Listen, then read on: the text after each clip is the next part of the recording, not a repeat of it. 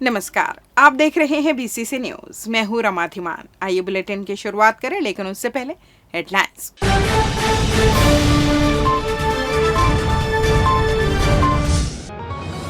बेलतरा विधानसभा क्षेत्र में 40 करोड़ रुपए की सौगात, भूमि पूजन कर दी गई बधाई। स्कूलों में प्रवेश उत्सव शुरू, बच्चों का किया जा रहा स्वागत। आवास मित्रों को नहीं मिल रहा वेतन, आर्थिक समस्या से जूझ रहे कर्मी। और निगम संपत्ति और जलकर वसूलने कर रहा प्रयास, एक साथ जमा करने लोग हो रहे परेशान। हेडलाइंस के बाद खबरें विस्तार से। केंद्रीय आवासन एवं शहरी विकास राज्य मंत्री तोखन साहू और उप मुख्यमंत्री अरुण साव ने सरकंडा खेल परिसर में आयोजित समारोह में बेलतरा विधानसभा क्षेत्र के लिए 39 करोड़ 4 लाख रुपए की लागत से 20 विकास कार्यों का भूमि पूजन किया। इस अवसर पर उप मुख्यमंत्री ने 10 करोड़ रुपए अतिरिक्त देने की घोषणा भी की। इन कार्यों में कोनी मंगला में अरपा नदी पर उच्च स्तरीय पुल, पौंसरा में खारून नदी पर पुल और सामुदायिक भवन सहित अन्य निर्माण कार्य शामिल है। कार्यक्रम की अध्यक्षता विधायक सुशांत शुक्ला ने की। राज्य मंत्री तोखन साहू ने प्रधानमंत्री नरेंद्र मोदी की गारंटी को पूरा करने की प्रतिबद्धता जताई। उन्होंने कहा कि मोदी सरकार गरीबों के लिए मुफ्त अनाज, मकान और इलाज जैसी योजनाएं चला रही है, जिससे जीवन स्तर में सुधार हुआ है।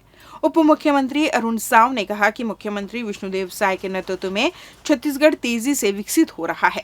महतारी वंदन योजना से महिलाओं को आर्थिक सहयोग मिल रहा है, वहीं ऑपरेशन सिंदूर से महिला सम्मान में वृद्धि हुई है। उन्होंने डबल इंजन सरकार को विकास का आधार बताया। विधायक शुक्ला ने कहा कि सरकार की कथनी और करनी में अंतर नहीं है और बेलतरा में निरंतर विकास हो रहा है। समारोह में जनप्रतिनिधि, प्रशासनिक अधिकारी और बड़ी संख्या में नागरिक उपस्थित रहे।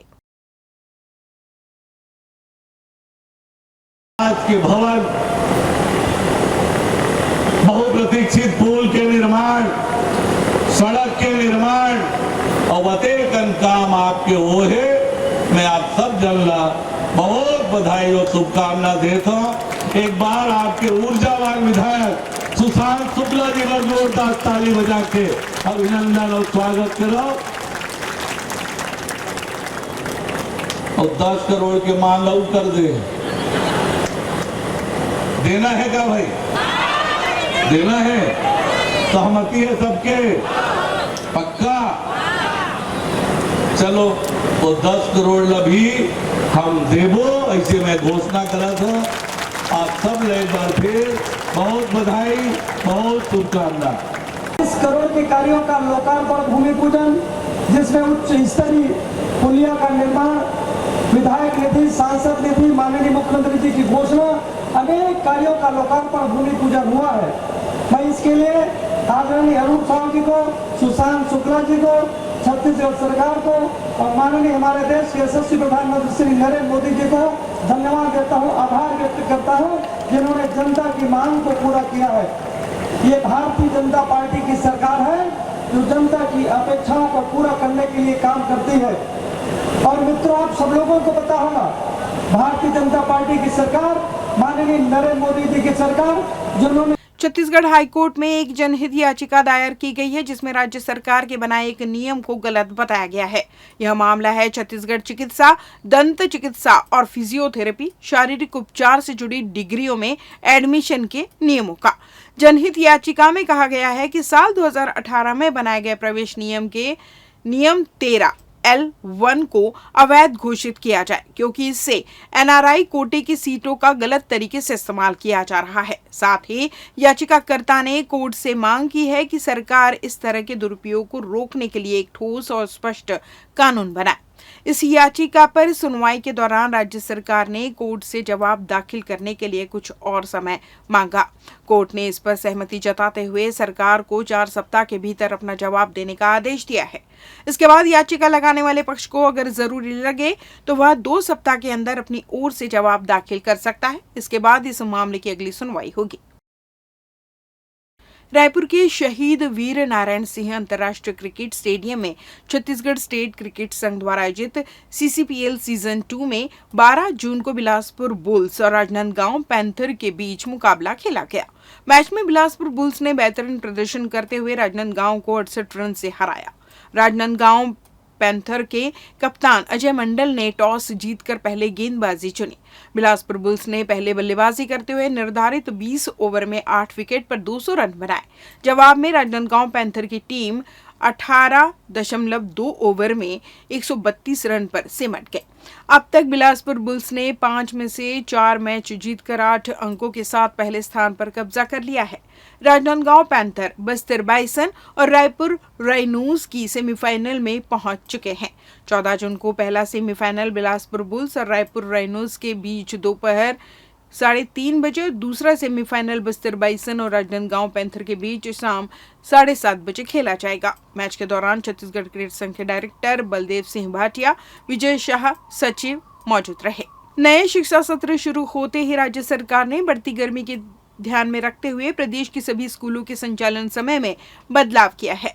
स्कूल शिक्षा विभाग ने आदेश जारी कर कहा है कि 17 जून से 21 जून 2025 तक प्रदेश की सभी शासकीय अनुदान प्राप्त, गैर अनुदान प्राप्त और निजी स्कूलों में कक्षाएं सुबह 7 बजे से 11 बजे तक ही लगेंगे। हालांकि मानसून के आगमन के बाद या परिस्थितियों में बदलाव के अनुसार समय में पुनः संशोधन किया जा सकता है। मामले में डिप्टी सीएम अरुण साव ने जानकारी देते हुए बताया कि नया शिक्षा सत्र 16 जून 2025 से शुरू हो चुका है, लेकिन गर्मी की तीव्रता को देखते हुए विद्यार्थियों के स्वास्थ्य पर विपरीत असर न पड़े, इसलिए अस्थायी रूप से स्कूलों के समय में यह बदलाव किया गया है। 23 जून 2025 से सभी स्कूलों की कक्षाएं पहले की तरह सामान्य समय पर संचालित की जाएंगी। छात्र छात्राओं और अभिभावकों से अपील की गई है। वहीं प्रदेश के जर्जर स्कूलों को जीर्णोद्धार की कवायद करने की बात कही जा रही है। स्कूल जर्जर है, इन सबको भी क्या देखा जा रहा है? देखिए, विपक्ष का काम है प्रश्न उठाना, लेकिन आपके सामने देखा आपने कि कैसे बच्चों को बैग, किताबें सब कुछ वितरित हुआ है और लगातार सरकार प्रयास कर रही है कि समय पर पाठ्य पुस्तक पहुंचे, बच्चों तक ड्रेस पहुंचे, जो आवश्यक सुविधाएं हैं वो पहुंचे, और सरकार इसके लिए गंभीर है और पूरी गंभीरता से इस दिशा में काम कर रहे हैं। समय में बदलाव हुआ है, गर्मी अधिक है, इसलिए राज्य सरकार ने निर्णय किया है 7 बजे से 11 बजे तक स्कूलें संचालित होगी। अभी 21 तारीख तक जैसी परिस्थिति बनेगी उसके हिसाब से आगे सरकार निर्णय करेगी। दीपक बैज रायगढ़ पहुंचे हैं, अतिक्रमण की जो कार्रवाई की गई है विकास के लिए, वहां पर अब वो पहुंचे हैं। राजनीति, क्या लगता है राजनीति करने पहुंचे हैं? निश्चित रूप से दीपक बैज लगातार राजनीति कर रहे हैं, चाहे वो राष्ट्रीय स्तर के इनके नेता हो, चाहे प्रदेश के नेता हो। ये भ्रम फैलाने का काम और जनहित के मामलों में, राष्ट्रीय मामलों में ये राजनीति कर रहे हैं, पर इनकी राजनीति अब समाप्त हो गई है। इनके कुछ करने से जनता इनको नोटिस नहीं लेती है, लगातार हम देख रहे हैं। स्कूल आप पढ़े भर, जिंदगी ला गढ़े भर स्लोगन के साथ सोमवार को जिले के निजी और शासकीय स्कूलों में शाला प्रवेशोत्सव मनाया गया, जहां स्कूल पहुंचने वाले बच्चों का गुलाल लगाकर और आरती उतारकर शिक्षकों ने स्वागत किया। इसी कड़ी में केंद्रीय शहरी विकास राज्य मंत्री तोखन साहू और उप मुख्यमंत्री अरुण साव के आतिथ्य में सरकंडा स्थित पीएम श्री सेजस कन्या शाला में जिला स्तरीय शाला प्रवेशोत्सव का आयोजन किया गया, जहां उप मुख्यमंत्री अरुण साव ने स्कूल में विभिन्न कार्यों के लिए 20 लाख रुपए देने की घोषणा की। कार्यक्रम को संबोधित करते हुए केंद्रीय राज्य मंत्री तोखन साहू ने कहा कि गुरुओं की कृपा से ही उन्नति मिलती है। हरेली से लेकर होली तक हम अनेक उत्सव मनाते हैं, जहां उत्सव होता है वहीं विकास होता है। आज का यह दिन बेहद खास है, इससे हम एक वृहद उत्सव के रूप में मना रहे हैं। उन्होंने बच्चों से कहा कि ये आपके सुनहरे दिन हैं, आने वाले भविष्य की नींव विद्यार्थी काल में ही रखी जाती है। उन्होंने बच्चों से कहा कि तनाव लेने की कतई आवश्यकता नहीं है, खूब मन लगाकर पढ़ें। इसी तरह उप मुख्यमंत्री अरुण साव ने कहा कि शाला प्रवेशोत्सव का मूल उद्देश्य है कि एक भी बच्चा स्कूल आने से ना छूटे। हमारी सरकार शिक्षा के जरिए पूरे समाज को एक साथ जोड़कर उनके लिए विकास का मार्ग प्रशस्त करना चाहती है। शिक्षा केवल डिग्री लेने के लिए नहीं, शिक्षा और संस्कार दोनों जरूरी है। हमारे राज्य में छात्र और शिक्षक का अनुपात अन्य राज्य की तुलना में बेहतर है। कार्यक्रम के दौरान स्कूल के बच्चों को बैग, किताब, ड्राइंग बुक, सरस्वती साइकिल योजना के तहत साइकिल वितरण की गई। इसके बाद स्कूल परिसर में अतिथियों ने एक पेड़ मां के नाम अभियान 2.0 के तहत बड़ी संख्या में नीम का पौधा लगाया। वहीं उक्त कार्यक्रम में स्कूली बच्चों द्वारा सांस्कृतिक कार्यक्रमों की प्रस्तुति ने सबका मन मोह लिया।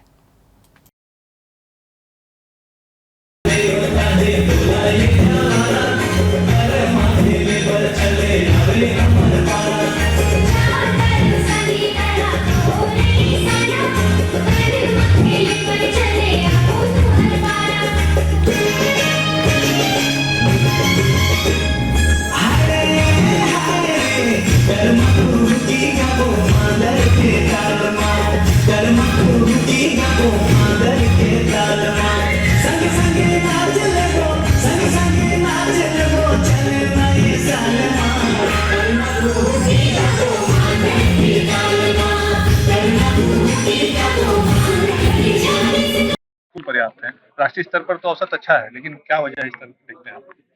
अब उसी को ठीक करने में लगे हैं कि पर्याप्त शिक्षक होने के बावजूद क्यों शिक्षा के स्तर में हम पीछे हैं, और उसी के लिए अभी मध्य प्रदेश मुख्यमंत्री शिक्षा गुणवत्ता अभियान हमने प्रारंभ किया है। नियमित रूप से उसकी मॉनिटरिंग करेंगे और शिक्षा का स्तर ऊंचा हो इसके लिए काम करेंगे। उत्सव किस तरह से देखते हैं? छत्तीसगढ़ में भी आज उत्सव मनाया गया विश्व जिला स्तरीय साला प्रेस उत्सव का कार्यक्रम आज अभी किया गया बिलासपुर जिले का।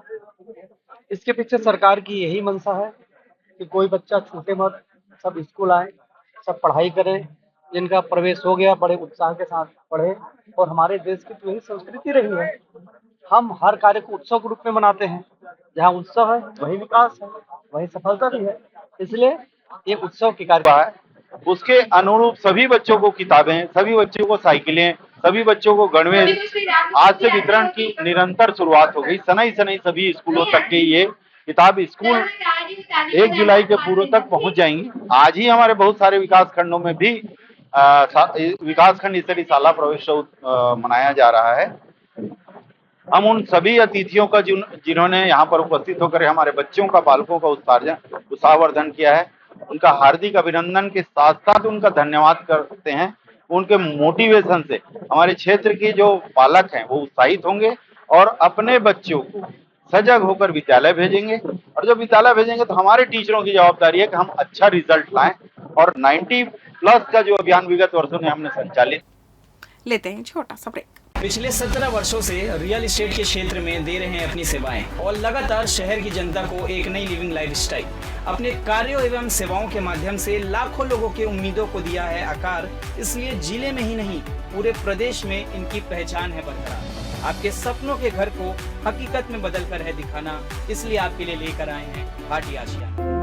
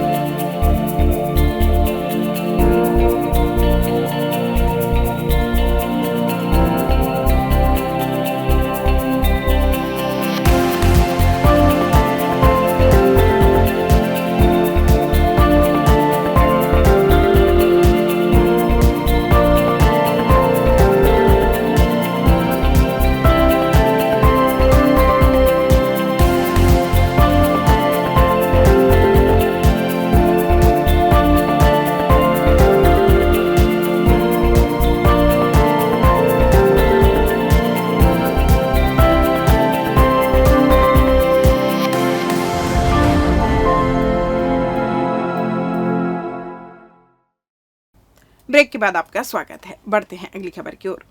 जिले में आवास योजना को जमीनी स्तर पर क्रियान्वित करने वाले आवास मित्रों को पिछले 6 महीनों से वेतन का भुगतान नहीं किया गया है। जिले में लगभग 401 आवास मित्र चारों विकास खंड में कार्यरत है, जो हितग्राहियों से मिलकर नींव रखने से लेकर पूर्णतः पूरा काम करते हुए योजना में महत्वपूर्ण भूमिका निभा रहे हैं। बावजूद इसके उनका मेहनताना नहीं दिया जा रहा। भर्ती नियम और शर्तों के मुताबिक आवास मित्रों को आवास पूर्णता पर 1000 रुपए का मानदेय दिया जाना तय है, लेकिन अब तक उन्हें किसी भी तरह से वेतन का भुगतान नहीं किया गया है।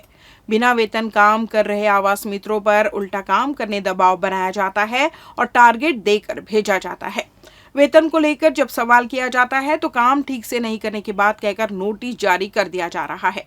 वहीं अब जनपद स्तर पर नए आवास मित्रों की नियुक्ति करने की बात कही जाती है, जिससे सभी आवास मित्र आर्थिक समस्याओं के साथ ही मानसिक परेशानियों का सामना कर रहे हैं। सोमवार को इसी समस्या को लेकर सभी आवास मित्रों में जिला पंचायत सीईओ को ज्ञापन सौंपकर समस्या का निराकरण करने की मांग की। सर, हम सभी जो है पूरे बिलासपुर जिला के जो है आवास मित्र है, क्योंकि हमारी जो नियुक्ति हुई थी उसमें बेस दिया गया था कि आप लोगों का जो है पेमेंट जो है जियोटेक के बेस पे होगा। अगर आप जो है फर्स्ट में करते हो प्रिंस लेवल में तो उसके अकॉर्डिंग आपको 25% का दिया जाएगा। उसके बाद 50% कंप्लीट होने पर आपको 1000 का भुगतान किया जाएगा। क्योंकि अभी तक हम लोग को लगभग दिसंबर के बाद है, दिसंबर से हमारी नियुक्ति है, लेकिन अभी तक आप देख लीजिए 6 से 7 माह हो गया है।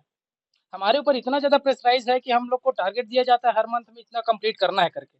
हम जैसे भी करके बिना भुगतान किए जो है अपने आप को झोंकते हुए पूरे जो है अपने व्यवस्था में लगे हुए हैं, ताकि गरीबों के संबंध में जिला सीओ सर को ज्ञापन देने आए थे, क्योंकि हम लगातार 6 महीने से कार्यरत है और सभी प्रोग्रेस बहुत बढ़िया है। बिलासपुर का पूरे छत्तीसगढ़ में भी नंबर 1 स्थान पे चल रहा है भौतिक स्थिति में।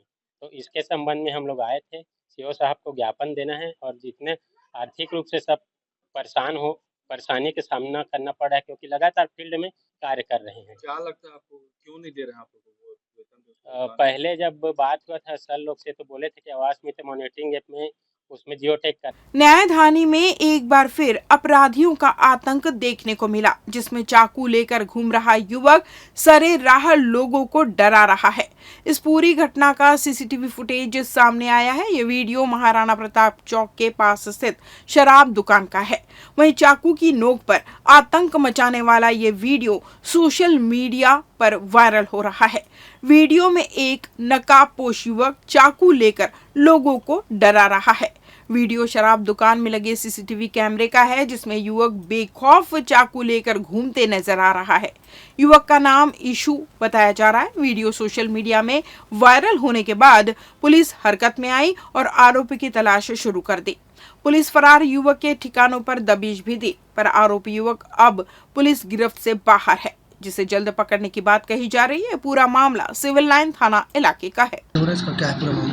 पुलिस को भी एक वीडियो प्राप्त हुआ है, जिसमें कि महाराणा प्रताप चौक स्थित शराब दुकान में एक व्यक्ति धारनुमा हथियार लेकर किसी अन्य को डरा धमका रहा है, जिस पर पुलिस इस पर तुरंत संज्ञान लेते हुए उस व्यक्ति की पहचान कर ली गई है। उसके ठिकानों पर भी दबिश दी गई है और उस व्यक्ति को तुरंत पकड़कर उसके खिलाफ विधिनुसार कार्रवाई शीघ्र ही की जाएगी। अपनी लंबित मांगों को लेकर प्रदेश के कर्मचारी एक बार फिर आंदोलन का रुख अख्तियार कर रहे हैं, जिसे लेकर बीते दिनों रायपुर में कर्मचारी अधिकारी फेडरेशन की प्रांतीय बैठक बुलाई गई थी, जिसमें कर्मचारी अधिकारी फेडरेशन के प्रदेश संयोजक कमल वर्मा, GR चंद्रा, रोहित तिवारी, डॉक्टर सुनील यादव सहित अन्य पदाधिकारी मौजूद रहे। इस दौरान कर्मचारियों की लंबित मांगों को पूर्ण कराने चरणबद्ध आंदोलन करने पर सहमति बनी, जिसमें प्रथम चरण में 16 जुलाई से आंदोलन शुरू किया जाएगा। इस मामले में लिपिक संघ के महामंत्री डॉक्टर सुनील यादव ने जानकारी देते हुए बताया कि फेडरेशन की प्रमुख मांगों में केंद्र के समान 2% महंगाई भत्ता, लंबित एरियर्स की राशि का भुगतान, 4 स्तरीय पदोन्नति वेतनमान, कैशलेस चिकित्सा सुविधा, 10% अनुकंपा नियुक्ति, शिलिंग समाप्त, मध्य प्रदेश के द्वारा जारी अनुग्रह राशि दे सहित सभी संवर्गों के वेतनमान में शीघ्र सुधार शामिल है, जिसे लेकर राज्य सरकार के द्वारा उचित कदम नहीं उठाया जा रहा है, जिसके फलस्वरूप अब कर्मचारी अधिकारी फेडरेशन चरणबद्ध आंदोलन करने की बात कह रहे हैं।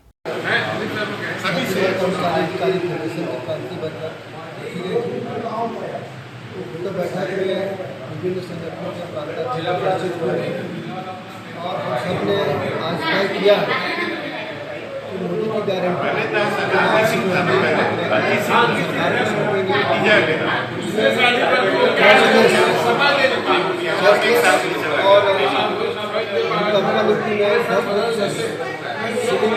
जाए, शुद्धिकरण किया जाए, इन मांगों को भी शामिल करते हुए अभी फिलहाल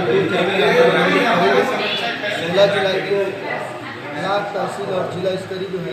छत्तीसगढ़ में अब दक्षिण पश्चिम मानसून तेजी से आगे बढ़ रहा है। मौसम विज्ञान केंद्र रायपुर के अनुसार अगले 24 से 48 घंटों के भीतर मानसून के पूरे प्रदेश में फैलने के लिए मौसम पूरी तरह अनुकूल हो चुका है। 16 जून से राज्य के कई जिलों में गरज चमक के साथ तेज बारिश और अंधड़ आने की संभावना जताई गई। इससे पहले भी भीषण गर्मी के मुकाबले अब तापमान में गिरावट दर्ज की जा रही है, जिससे लोगों को गर्मी से राहत मिलने की उम्मीद है। मौसम विभाग ने आगे चेतावनी दी है कि 17 जून से प्रदेश के कुछ हिस्सों में अति भारी वर्षा हो सकती है। इसके साथ ही कई इलाकों में हल्की से मध्यम बारिश और तेज गरज चमक का सिलसिला भी जारी रहेगा। मौसम विभाग ने लोगों से अपील की है कि मौसम की इस बदली हुई स्थिति को ध्यान में रखते हुए सावधानी बरतें। विशेषकर ग्रामीण और निचले इलाकों में रहने वाले लोग बारिश और अंधड़ से सतर्क रहें। नगर निगम प्रशासन द्वारा सभी 70 वार्डों में कर वसूली को लेकर विशेष अभियान चलाकर दबाव बनाया जा रहा है, जिसमें वर्ष 2024-25 और 2025-26 के संपत्ति कर और जल कर को एक साथ जमा करने कहा जा रहा है। इस मुद्दे को लेकर निगम नेता प्रतिपक्ष भरत कुमार कश्यप सहित कई पार्षदों ने विरोध करते हुए कर संग्रहण में सरलीकरण करने की मांग की। सोमवार को मामले को लेकर आयुक्त और जिला प्रशासन को ज्ञापन सौंपा गया, जिसमें उन्होंने बताया कि निगम के द्वारा प्रति माह जलकर की वसूली नहीं करने की वजह से एक साल की राशि लंबित रह गई है। वहीं एक साथ 2 वर्षों की संपत्ति कर भी वसूली की जा रही है। ऐसे में आर्थिक रूप से कमजोर वर्ग के परिवार एक साथ संपत्ति कर और जल कर कैसे जमा कर पाएंगे। वहीं जब 1 वर्ष का कर जमा करने का निवेदन किया जा रहा है तो उसे नहीं लिया जा रहा। सभी लंबित कर एक साथ जमा करने दबाव बनाया जा रहा है, जिससे गरीब परिवारों को बहुत दिक्कत हो रही है। लिहाजा कांग्रेस पार्षदों और नेता प्रतिपक्ष ने इस व्यवस्था में किश्त या प्रक्रिया को सरल बनाने की मांग की, ताकि जो जितना रकम जमा कर पा रहे हैं जमा लेकर कुछ समय उपलब्ध कराए। वहीं उन्होंने कुदूदंड में राशन दुकान संचालक सुरेश छत्रमाणी के द्वारा महिला हितग्राही से मारपीट गाली गलौज करने पर दुकान को निलंबित करने की मांग की है। निगम में जो जल कर और संपत्ति कर का वसूली किया जा रहा है, उसमें सरलीकरण कराने के लिए हमने कमिश्नर घाट चला रहे हैं। संरक्षण किसी के द्वारा चलाया जा रहा है, उसको रोकने के लिए भी खनिज विभाग में और कलेक्टर साहब को भी ज्ञापन दिया गया है। इस बुलेटिन में बस इतना ही। अगले बुलेटिन में आपसे होगी फिर मुलाकात। तब तक मुझे दीजिए विदा। नमस्कार।